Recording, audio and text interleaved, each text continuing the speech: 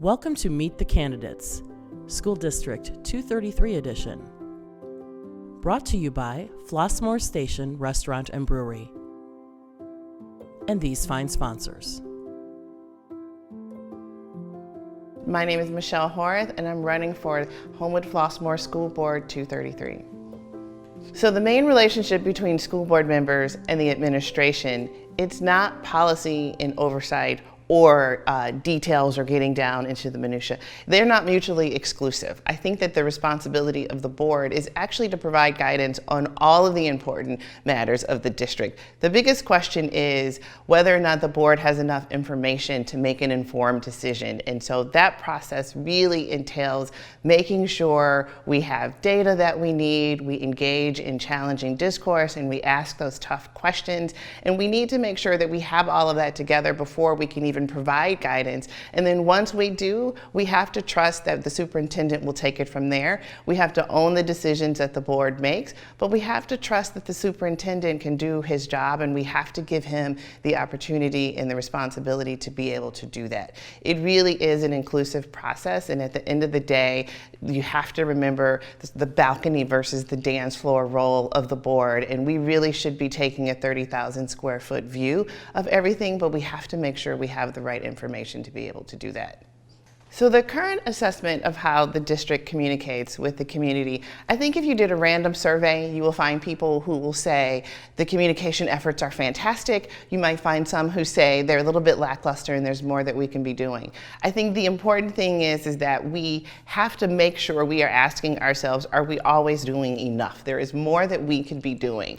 There is a difference between transparency and communication is not just about quantity or frequency, it's about quality. And so we have to remember the difference between the two of those things. I think at its core, one of the most important things is trust.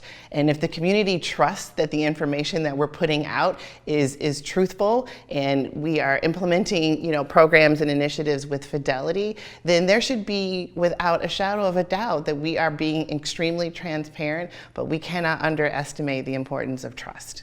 I think we have to be committed to authentic community engagement. We have to really value the voices of every single stakeholder. It's not just our students, it's not just our teachers, it's also our community and it's our parents, and we have to create spaces in order for that dialogue to happen. And once we're able to do that, it doesn't happen overnight, but I think once people actually realize, we don't always know the right answers and we're okay to make mistakes, but we need to be in an environment where it's okay to say, you know what, that decision actually wasn't the best. What do you all think that we should do? So I think it's really about creating spaces of opportunity for people to actually feel like their voices are a part of the process. So the biggest challenges the district is facing right now, I think the best way to respond to that is that I'm an outsider looking in. So I cannot make any assumptions about all that's happening on the inside of the HF walls.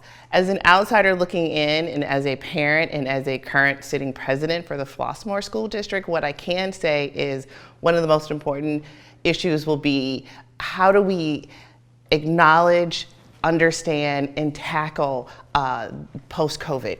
There's an academic portion of this that we absolutely need to focus on, but I think the social and emotional piece will be crucial. And it's not just the district making those decisions and having those conversations. We have to figure out and honor the multiple ways that we can reach children and make spaces that are comfortable enough for them to actually deal with the mental impact on this.